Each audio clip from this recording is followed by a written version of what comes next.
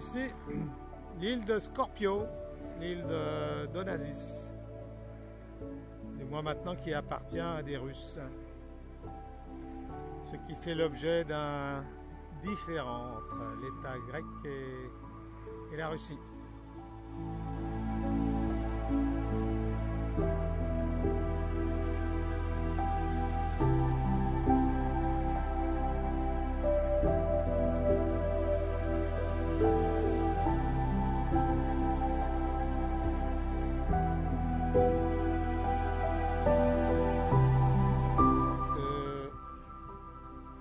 De Méganizi, nous avons une petite nave de 3000 pour aller à Scorpio, faire une étape pour midi, et ensuite nous retournerons à Nidri. Nidri que nous n'avons pas encore, où nous sommes passés, mais que nous n'avons pas visité encore.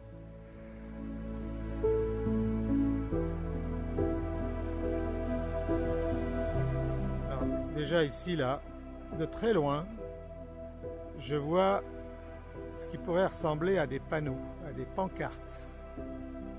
Je pourrais supposer que c'est des pancartes qui indiquent qu'ici on n'a pas le droit de mouiller.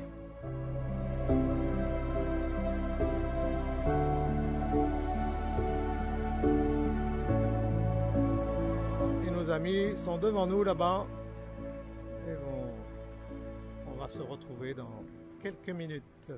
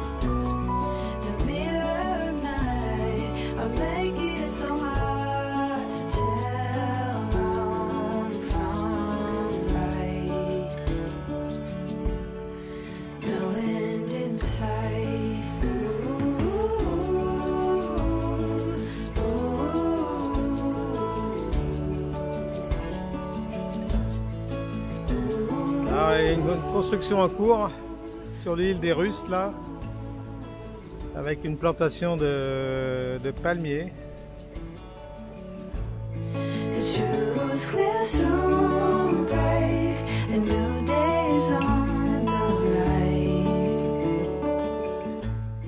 Donc nous avons quitté le mouillage de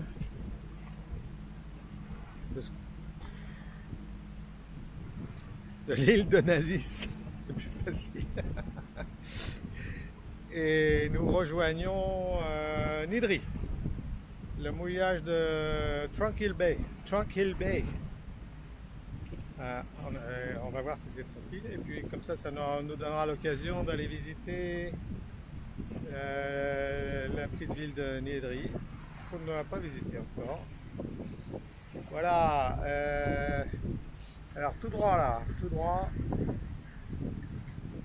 Là c'est vers le canal de Lefkas. vers le nord. Là, il y a un bateau français qui prend la direction. Et là, le cadre est génial. Wow. Exceptionnel, exceptionnel.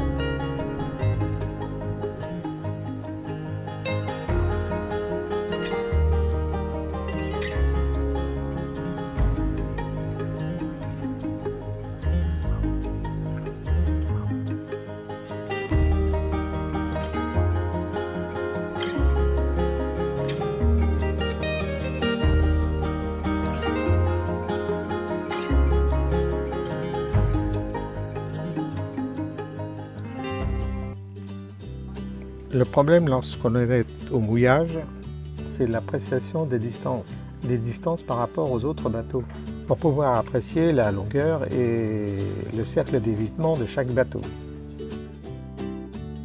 Cette appréciation, elle est d'autant plus difficile que l'on est près de l'autre bateau.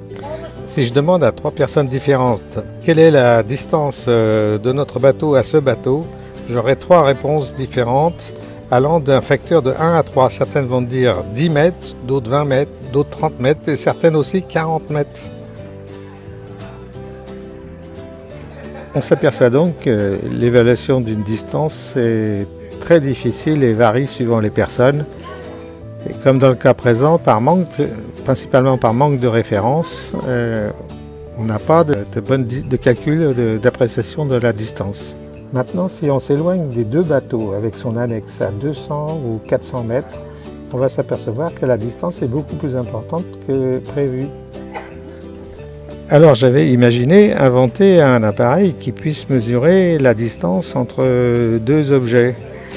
Eh bien, je ne savais pas que cet appareil a existé et eh bien, je l'ai trouvé dans un magasin ici en Grèce. J'ai trouvé l'appareil, c'est ça. C'est un appareil laser qui mesure la distance 10 mètres et 400 mètres. Il suffit de viser avec le viseur. C'est ce que je vais faire. Voilà. Eh bien, le bateau est à 40 mètres. Il est à 40 mètres. C'est important de le savoir parce que j'ai 25 mètres de hauteur. On est confortable par rapport à la distance d'évitement. Le bateau là-bas, il est à 64 mètres. Celui qui est derrière, il est à 52 mètres. Et le dernier, il se trouve à 46 mètres. Et nos amis tout au bout là-bas, ils sont à 140 mètres. Et la côte là-bas, 480 mètres. Donc voilà l'appareil en question. Ça s'appelle Tasco. J'ai acheté ça ici en Grèce, dans un ship Chandler. Probablement que dans un magasin tel que Leroy Merlin ou chose comme ça, on pourrait l'avoir beaucoup moins cher. Je l'ai payé presque 200 €, c'est très cher. Mais très pratique pour mesurer les distances et aussi pas seulement les distances entre les bateaux, mais surtout aussi les distances par rapport au quai lorsqu'on s'amarre avec la chaîne. Si on lâche l'ancre, si on drop l'ancre trop loin du quai, il peut arriver qu'on ne met pas assez de chaîne. Nous avons 50 mètres, et bien les 50 mètres qui soient complètement absorbés et qu'on soit sur le câbleau. Et arriver sur le câbleau, c'est pas très bon. D'abord, difficile de mettre une main de fer. On peut le faire avec un nœud de bosse, mais c'est pas très bon. Alors, mais on l'a fait, on l'a fait au premier amarrage. On était sur le câbleau et on a réussi quand même à mettre une main de fer. Mais c'est mieux de ne pas lâcher l'ancre ni trop tôt ni trop tard. Et si alors avec ça on mesure très vite, et là on peut s'assurer d'avoir la bonne distance du quai. Voilà, ça c'est le dernier gadget. Et un gadget, un gadget que si on ne l'utilise plus au bout de 15 jours, et si on l'utilise constamment après, ce n'est plus un gadget, c'est un instrument utile. Le gadget, on s'en aperçoit très vite.